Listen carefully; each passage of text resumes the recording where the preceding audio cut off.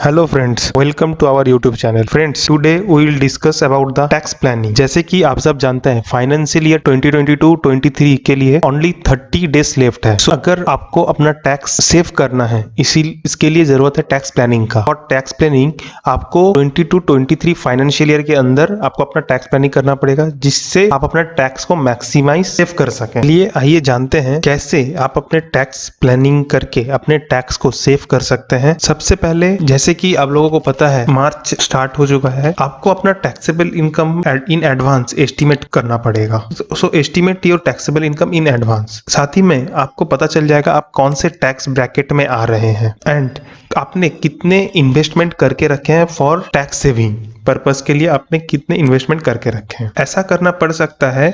शायद आप कुछ छोटे इनकम के लिए आप 30% के ब्रैकेट में आ जाए, बट उस ब्रैकेट में नहीं आने के लिए आपको अपना इनकम को डेफर करना चाहिए, क्योंकि आप लोगों को आपके पास बजट 23 अवेलेबल है, उसमें टैक्स रेट चेंज किया गया है। सो आपको देख लेना पड़ेगा कि अगर मैं उस इनकम को आफ्टर 31 मार्च जनरेट करता हूं तो क्या मुझे टैक्स स्लैब में कुछ सेविंग्स मिल सकती है कि नहीं। साथ ही में आपको देखना पड़ेगा आपका इन्वेस्टमेंट एंड एक्सपेंसेस। और अगर आप एक पोर्शन जो बहुत सारे लोग छोड़ देते हैं, बहुत सारे लोग जो एजुकेशन लोन लेते हैं, वो भी ट्राई कर सकते हैं। एजुकेशन लोन अगर वो लोग रीपे करते हैं, इनके लिए कुछ डिडक्शंस अवेलेबल हैं। फॉर दैट आपको वो भी बेनिफिट लेना चाहिए। गाइस, मैं समझ पा रहा हूँ कि आप लोगों के पास टैक्स प्लानिंग के लिए एक एक्सपर्ट की जरूरत है। सो अगर आप अपना टैक्स प्लानिंग करवाना चाहते हैं, अगर फाइनेंशियल ईयर 22-23 के लिए टैक्स प्लानिंग करवाना चाहते हैं, आप मुझे डिस्क्रिप्शन में दिए गए ईमेल आईडी पे मेल कर सकते हैं। मैं अपना फोन नंबर भी वहां पे दे दूंगा, आप मुझे व्हाट्सएप भी कर सकते हैं। एक चीज जो मैंने यहाँ पे बताया,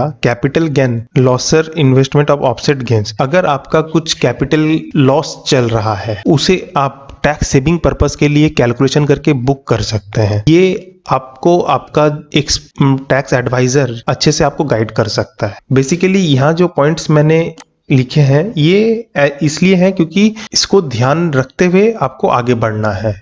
तो बहुत सारे पॉइंट्स मैं एक एक करके सीरीज वाइज वीडियोस में डिस्कस भी करता रहूंगा, लेकिन रीपेमेंट ऑफ एजुकेशन लोन, ये बहुत जन ध्यान ही नहीं दे पाते हैं। सेक्शन 80D का डिडक्शन, या सुकन्या समृद्धि योजना में बेनिफिट, या ELSS में बेनिफिट, या नेशनल सेविंग सर्टिफिकेट, या फिर अगर हम कुछ लॉस बुक करके अगर अपना टैक्स बचा पाए उसमें भी अगर बेनिफिट, तो ये सब टैक्स प्लानिंग का पार्ट है। ये कोई आपको पर्टिकुलर नहीं बता सकता, बिकॉज ये फाइल टू फाइल वेरी करते हैं। सो फॉर दैट पर्पस, अगर आपको अपना टैक्स प्लानिंग अच्छे से करवाना है, आप हमें कांटेक्ट कर सकते हैं। हमारा contact number, email ID description में दिया हुआ है। आप मुझे व्हाट्सएप कर सकते हैं, मेरा व्हाट्सएप नंबर भी दिया हुआ है डिस्क्रिप्शन में। So guys, thank you for watching this video. Hope आप लोगों को इससे कुछ प्लानिंग करने में कुछ बेनिफिट मिलेगा और आप अभी से सोचेंगे। ये एक वेकअप कॉल की तरह है। बिफोर फाइनेंशियल ईयर 2023 खत्म होने के पहले ये आप प्लानिंग में ध्यान दे सकते हैं। ये एक वेकअप कॉल की तरह है। So take benefit of tax planning. Thank you for watching this video. इस चैनल को सब्सक्राइब कीजिए, बेल आइकन को हिट कीजिए, एंड अगर आपका कुछ क्वेरी है तो आप कमेंट बॉक्स में क्वेरी पूछ सकते हैं। Thank you.